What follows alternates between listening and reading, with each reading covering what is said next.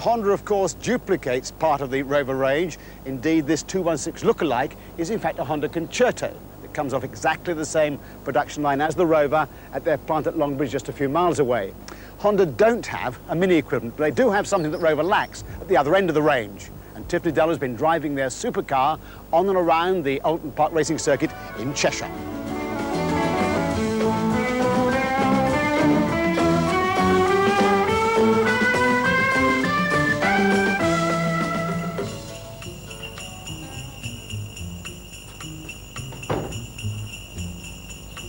Talk of supercars and you think excitement and impracticality, the ultimate in performance, but nowhere to stow your golf clubs. Great style and drama, but an unwilling thoroughbred fighting to wrest control from the macho male behind the wheel.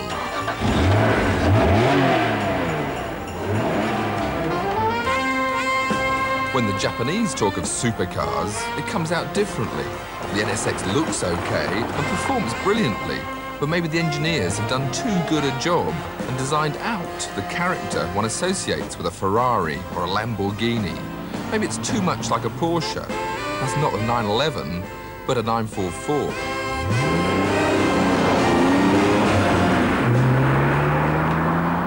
Driving the NSX on the open road really is a very simple task. Honda wanted the car to be easy to drive, and certainly they've succeeded in doing that. All the controls are very standard, normal controls.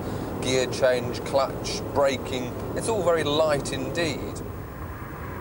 The engine has very good torque, which gives it great pulling power, so that second gear will take you from 0 to 90 miles an hour. In fact, it's too tall, so in some of these tight turns you need to drop down into first if you're hoping to enjoy some sporting performance. Really, it's rather too well house-trained for the public roads. After all, any supercar finds speed limits and narrow lanes hard to take. So the empty circuit at Alton Park was a welcome release, particularly as the multitudes of journalists had wrecked the clutch on the only right-hand drive manual car in Europe. And that was only in 10,000 miles. Not the sort of reliability one expects from any sort of Japanese car. In creating their ultimate supercar, Honda have chosen a mid-engine layout with a 3-litre V6 engine mounted right behind the driver's seat. They've actually chosen not to go the turbocharged route, but instead the engine has all the very latest in high-tech engine design. There's variable timing, variable volume induction, and a sequential port fuel injection system. All this adding up to give the driver up to 274 horsepower as a maximum to play with. At the same time, they've tried to make the car as light as possible to make the very most out of this power that's available. They've created an aluminium monocoque, aluminium body panels, and aluminium suspension. All this to keep the weight down as much as possible. Even so, this package, when compared with its major competitors, is still heavier than Porsche's 911 Carrera 2 and doesn't have as good a power-to-weight ratio as Ferrari's 348. The interior is very road car basic. It's a very simple layout, and there's nothing futuristic in the instrumentation of this supercar. Space-wise, well, there's plenty of room for the driver and the passenger, but there's no room at all for my briefcase and no little parcel shelf for any knickknacks. Elsewhere, there's precious little space also. Under the bonnet, there's only room for the radiator, the anti-lock braking system, and the space-saver wheel, which needs to be deflated before you can use it. In the middle of the car, well, there's the engine, and that takes up all that space. Around at the rear, there is a small boot, just enough room for my luggage, but if I have to put the punctured wheel in, it just about squeezes in there.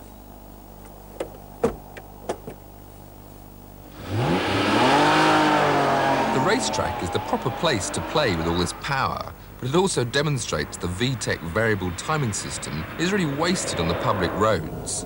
It comes in at 6,000 revs, which is 60 miles an hour in second, but a highly illegal 90 in third.